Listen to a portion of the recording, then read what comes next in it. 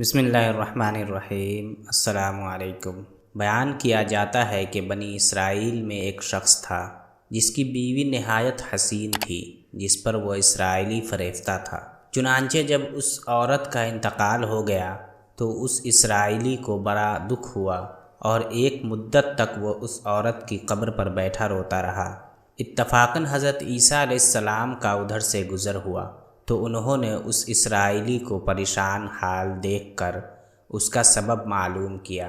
جب اسرائیلی نے اپنا واقعہ بیان کیا تو حضرت عیسیٰ علیہ السلام نے دریافت کیا، کیا تو چاہتا ہے کہ میں اس کو تیرے لیے زندہ کر دوں؟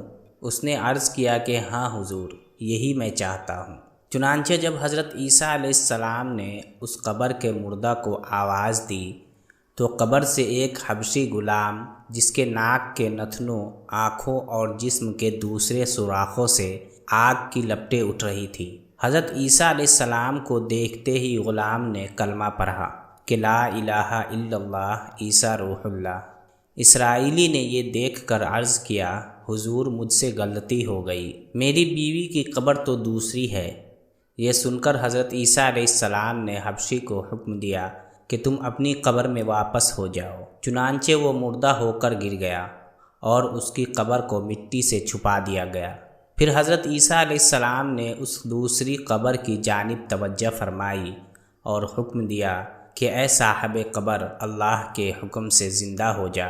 چنانچہ قبر پھٹی اور اس سے ایک عورت سر سے گرد جھاڑتی ہوئی باہر آ گئی، جس کو دیکھ کر اسرائیلی بولا کہ یا روح اللہ، میری بیوی یہی ہے۔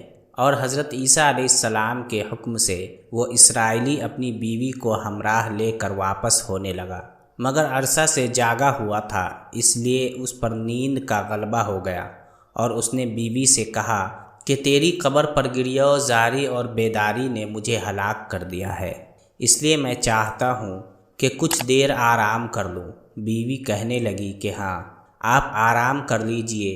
چنانچہ وہ اسرائیلی بیوی کے زانوں پر سر رکھ کر سو گیا۔ اتنے میں ایک گھوڑے پر سوار ایک شہزادے کا ادھر سے گزر ہوا جو اپنے زمانے کا یکتا حسین تھا، جس کو دیکھ کر شہزادی از خود فریفتہ ہو گئی اور اس کا دل قابو میں نہ رہا۔ اس نے شوہر کا سر زانوں سے نیچے رکھا اور اس کے عشق میں مجبور ہو کر شہزادے کے سامنے جا کھڑی ہوئی۔ ادھر جیسے ہی شہزادے کی نظر اس پر پڑی، وہ بھی اس کو دیکھ کر اس پر فریفتہ ہو گیا اور عورت کی خواہش پر اس کو اپنے گھوڑے پر بٹھا کر لے گیا۔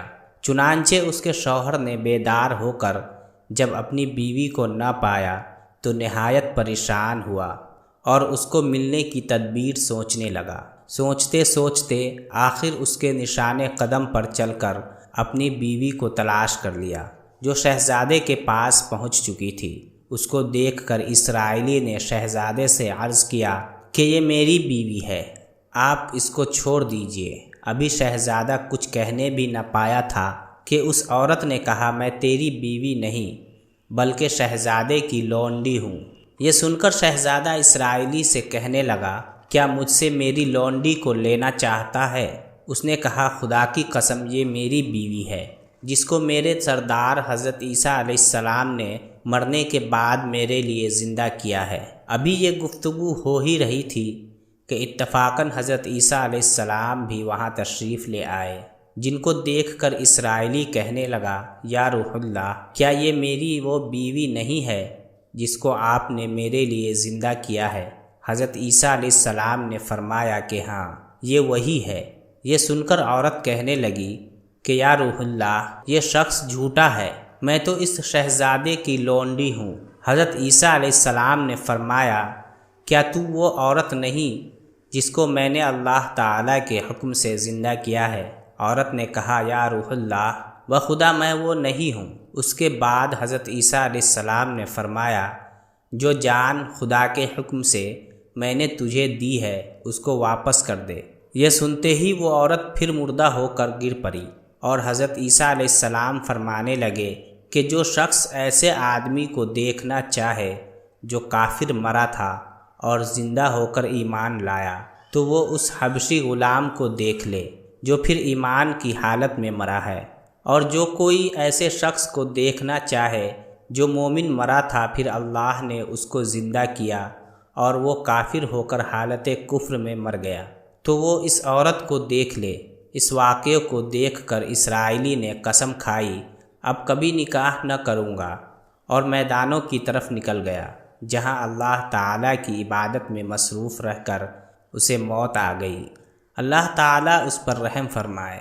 نبی اور رسول کے اقرار و انکار کا نتیجہ اس حکایت سے ظاہر ہوتا ہے اور سبق ملتا ہے کہ کامیابی اپنے نبی صلی اللہ علیہ وسلم کی اطاعت و محبت ہی میں مل سکتی ہے۔ چنانچہ ہمیں بھی چاہیے کہ ہر حال میں اپنے نبی صلی اللہ علیہ وسلم کی اطاعت کو سامنے رکھیں، چاہے دل مانے یا نہ مانے، لیکن نبی کریم صلی اللہ علیہ وسلم کے طریقوں کو لازمی اپنایا جائے۔